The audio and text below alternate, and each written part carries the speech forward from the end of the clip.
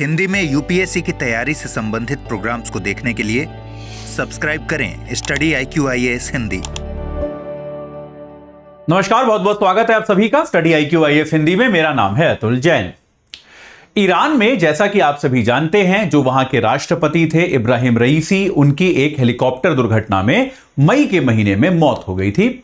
और जैसा कि वहां के संविधान में दिया गया है कि भाई अगर राष्ट्रपति की मौत हो जाती है तो वहां पर एक कार्यवाहक जैसी सरकार बनती है और कुछ दिनों के अंदर ही वहां पर एक ऐसा नियम होता है कि आपको नए चुनाव जो हैं वो कराने पड़ते हैं। तो ईरान में नए चुनाव आखिरकार करा दिए गए हैं और नए चुनावों में 2 राउंड के बाद विजेता की घोषणा भी हो गई है। तो भाई मसूद पेजेश्कियान नाम के जो व्यक्ति हैं वो ईरान के नए राष्ट्रपति घोषित किए गए हैं। कौन है मसूद पेजेश्कियान, ईरान में चुनाव कैसे हुआ, क्या परिणाम रहा और इसके क्या परिणाम संभव हैं आने वाले दिनों में? क्या ईरान की जो विश्व के साथ संबंध हैं, भारत के साथ संबंध हैं, क्या उसमें कोई परिवर्तन संबंध की अपेक्षा है इस नई सरकार के कारण या इस नए राष्ट्रपति के कारण?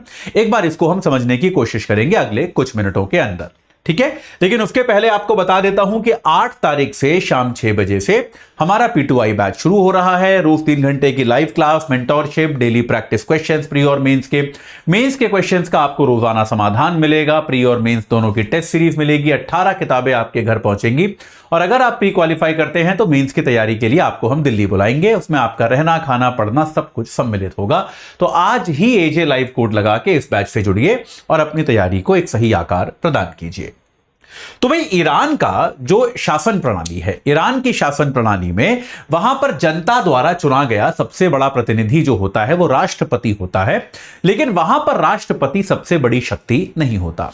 वहां पर एक धार्मिक सुप्रीम नेता का भी पद है, धार्मिक तौर पर सर्वोच्च नेता का भी पद है और आम तौर पर यह माना जाता है और यह पद बहुत शक्तिशाली है। और यह पद जो है, जैसा कि हम लोग जानते हैं, अयातुल्लाह खमेनी के पास है।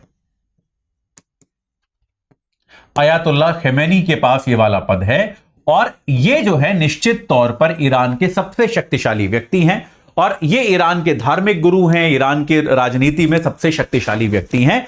इनकी बात को ईरान में नहीं टाला जा सकता। लेकिन उसके बाद भी इनके बाद जो दूसरा व्यक्ति होता है वो राष्ट्रपति होता है, जो कि जनता द्वारा सीधे सीधे चुना जाता है। और ये राष्ट्रपति जो थे इब्राहिम रईसी थे। इब्राहिम रईसी की 19 मई को एक हेलीकॉप्टर दुर्घटना में मौत हो गई। ये तो आपको याद होगा, आपको मैंने पढ़ाया था। 19 मई को इब्राहिम रईसी की मृत्यु हो गई और उसके बाद जो है यहां पर नए चुनावों की घोषणा हुई। अब नए चुनावों में बहुत सारे प्रत्याशी थे। अब इन प्रत्याशियों में से 2 प्रत्याशी जो थे वो खास तौर पे इंपॉर्टेंट थे। एक तो थे मसूद पेजेश्कियान, जो आखिरकार विजयी रहे हैं।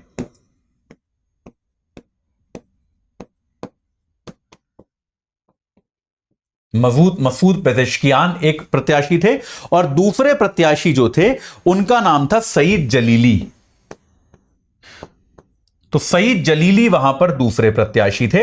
और आमतौर पे, क्योंकि याद रखिए ईरान एक इस्लामिक देश है जहां पर धार्मिक कट्टरवाद की भावना बहुत ज्यादा है, तो ऐसे में पेजेश्कियान साहब जो हैं ये कार्डियक सर्जन हैं, एक हृदय के रोग का इलाज करने वाले डॉक्टर हैं, सर्जन हैं और इनको आमतौर पर उदारवादी नेता माना जाता है। पेजेश्कियान की जो छवि है ये उदारवादी नेता की है, वहीं सईद जलीली की जो छवि है वो कट्टरवादी नेता की है। ये बात स्पष्ट हो गई। तो भाई सारा उदारवादी समुदाय जो है वो किसी ना किसी तरह से पेजेश्कियान साहब की जीत की उम्मीद कर रहा था। तो ईरान में क्या होता है, राष्ट्रपति पद के लिए जनता सीधे सीधे वोट डालती है और जनता के वोटों में आपको अगर 50% से ज्यादा मत मिल जाते हैं तो आप पहले राउंड में ही जीत जाते हैं। आधे से अधिक मत मिलना अनिवार्य होता है ईरान के राष्ट्रपति पद के चुनावों में। तो पहले राउंड की अगर हम बात करें तो एक तो ईरान में इस बार वोटिंग बहुत कम हुई। हालांकि आमतौर पर अयातुल्लाह खमेनी ने भी कहा था, मीडिया ने भी कहा था कि ज्यादा वोटिंग की उम्मीद है, लेकिन एक बड़ी अजीब सी चीज हुई कि पहले राउंड में तो केवल 39 से 40% ही वोटिंग आपको देखने को मिली। करीब करीब 40% वोटिंग आपको पहले राउंड में देखने को मिली। और अगर इसमें आप देखेंगे तो पेजेश्कियान साहब को इसमें बढ़त मिल गई। पेजेश्कियान जो हैं उनको इसमें करीब 44% वोट मिले और जो जलीली थे उनको मेरे ख्याल से करीब 40% के आसपास वोट मिले। नंबर आपको याद करने की आवश्यकता नहीं है, खाली वहां का जो एक चुनावी प्रक्रिया है वो आपको समझाने के लिए मैं बता रहा हूं ये। तो भाई ये वोट मिले। अब बाकी प्रत्याशी थे उनको भी कुछ कुछ वोट मिले।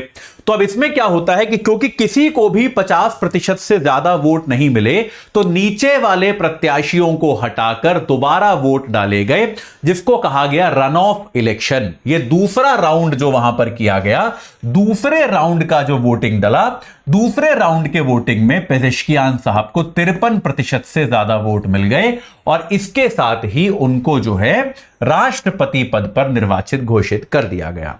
तो मसूद पेजेश्कियान साहब जो हैं वो ईरान के नए राष्ट्रपति होंगे। उदारवादी नेता है, जैसा आपको मैंने पहले से बताया। अभी प्रक्रिया वहां पर ये है, अयातुल्लाह खमेनी इनके नाम की घोषणा करेंगे, उस घोषणा के बाद ये अपना पद संभाल लेंगे। ये एक औपचारिकता मात्र है, चुनाव वो जीत चुके हैं, इतना लोकतंत्र ईरान आमतौर पर फॉलो करता है। और ऐसे में एक उदारवादी राष्ट्रपति इस बार जो है ईरान को मिलने की उम्मीद है, ऐसा प्रतीत होता है। ठीक है, तो भाई पेजेश्कियान साहब जो है वो आमतौर पे कहते आए हैं कि वो पश्चिमी देशों के साथ संबंध सुधारने पर काम करेंगे। अब आपको पता होगा कि ईरान के खास तौर पे अमेरिका के साथ जो संबंध हैं वो बड़े ही उतार चढ़ाव से भरे हुए रहे हैं। आपको याद होगा कि भाई ईरान की सरकारों पर अमेरिका ने हमेशा से आरोप लगाया है कि वो कोई सीक्रेट, कोई गोपनीय तरीके से न्यूक्लियर प्रोग्राम चला रही हैं, जिनकी जांच के लिए ईरान तैयार हो गया था बराक ओबामा के समय में, लेकिन उसके बाद डोनाल्ड ट्रंप के समय में यह समझौता टूट गया। और इस समझौते के टूटने के बाद से ईरान और अमेरिका के संबंध या फिर ईरान और पश्चिमी देशों के संबंध जो हैं वो निरंतर खराब से खराब होते चले गए। पश्चिमी देशों ने ईरान पर तमाम तरह के प्रतिबंध लगा रखे हैं, जिससे ईरान की आर्थिक स्थिति को काफी नुकसान पहुंचता है। पेजेश्कियान साहब ने यह बात कही है कि भाई वो क्या करेंगे, वो पश्चिम के साथ संबंध सुधारने पर काम करेंगे। यह बात उन्होंने कही है कि भाई पश्चिमी देशों के साथ हम बातचीत करेंगे और पश्चिमी देशों के साथ हमारे संबंध जो हैं उनको हम सुधारेंगे। कोई फायदा नहीं है बहुत ज्यादा झगड़ा कर बहुत ज्यादा संबंध खराब करने का कोई लाभ नहीं है।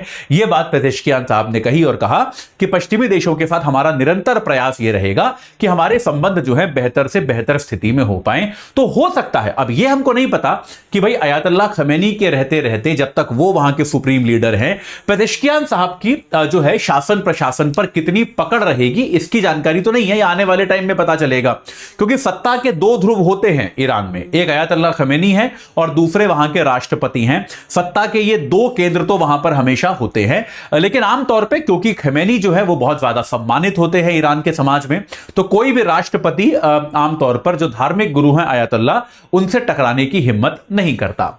तो पेजेश्कियान साहब क्योंकि एक उदारवादी नेता है, तो ऐसी उम्मीद की जा रही है कि शायद ये अपने उदारवादी एजेंडा को जो है आगे बढ़ाने की कोशिश करेंगे। पर यह निश्चित तौर पे काफी कुछ इस पे निर्भर करता है कि अयातुल्लाह खमेनी के प्रभाव क्षेत्र में ये कितना काम जो है वो कर पाते हैं, कितनी पकड़ अपनी स्थापित कर पाते हैं। ठीक है, तो पश्चिमी देशों के साथ ये संबंध सुधारेंगे, ये इन्होंने कहा है।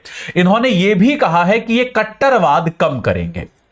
जैसे हिजाब इत्यादि के जो ईरान में नियम हैं उसके ये मुखर विरोधी रहे हैं। पेजेश्कियान साहब जो है ईरान में महिलाओं के द्वारा बुर्का या हिजाब पहनने का जो कठोर नियम बनाया गया है उसके ये आमतौर पर विरोधी रहे हैं। तो भाई ये एक अच्छी सुधारवादी बात आपको जो है ईरान के समाज में देखने को मिल सकती है। साथ के साथ एक और बात भी है, जैसा कि मैंने आपको पहले भी बताया था कि ईरान की सरकार और खास तौर पर अयातुल्लाह खमेनी पहले भी ये घोषणा कर चुके हैं जब इब्राहिम रईसी साहब की मौत हुई थी कि ईरान की विदेश नीति में कोई बड़ा परिवर्तन नहीं होगा। तो ऐसे में भारत का खास तौर पर देखिए, भारत के ऐतिहासिक तौर पर भी ईरान के साथ अच्छे संबंध रहे हैं। हालांकि ईरान पश्चिमी देशों का शत्रु रहा है और भारत पश्चिमी देशों का मित्र है, उसके बाद भी भारत के संबंध ईरान के साथ सुमधुर रहे हैं, अच्छे रहे हैं। भारत जानता है कि ईरान हमारे लिए बहुत इंपॉर्टेंट है, खास तौर से जो हमारा चाबहार पोर्ट है, चाबहार पत्तन में भारत ने इन्वेस्ट कर रहा है लगातार, जिसके जरिए वो पाकिस्तान को बाईपास कर सकता है अपने मिडिल ईस्ट के देशों की तरफ जाने के लिए। तो भारत को संभावना यह है कि भाई एक उदारवादी राष्ट्रपति के आने के कारण भारत और ईरान के संबंध जो हैं वो अपेक्षाकृत और मजबूत होंगे। पहले से भी अच्छे हैं, उसमें कोई खराबी नहीं है, लेकिन अपेक्षाकृत इन संबंधों को और मजबूती मिलेगी, यह भारत कामना कर सकता है। बाकी अब देखते हैं पेजेश्कियान जो हैं, मसूद पेजेश्कियान, ये एक डॉक्टर हैं जो ईरान के राष्ट्रपति बनेंगे। देखते हैं इनका कार्यकाल किस तरह का जाता है और क्या दुनिया में जो तनाव और दबाव की स्थिति आमतौर पर युद्धों के कारण बनी हुई है, क्या उसमें हमें आने वाले समय में कोई सुधार देखने को मिलता है या फिर नहीं। इसमें कुछ भी नया होगा तो सबसे पहले आपको मैं बताऊंगा, लेकिन जाते जाते आपको एक बार दोबारा बता दूं कि हमारा P2I बैच जो है 8 तारीख से शुरू हो रहा है। शाम 6 बजे वाला बैच है, सोमवार से शुरू हो जाएगा। AJ लाइव कोड लगा के 27,999 में जुड़ जाइए। याद रखिए, भारत का सबसे अच्छा बैच है, आपको इससे बेहतर तैयारी करने का तरीका UPSC के लिए नहीं मिलेगा। इस चर्चा से जुड़ने के लिए आप सभी का बहुत बहुत धन्यवाद। हिंदी में UPSC की तैयारी से संबंधित प्रोग्राम्स को देखने के लिए सब्सक्राइब करें स्टडी IQ IAS हिंदी।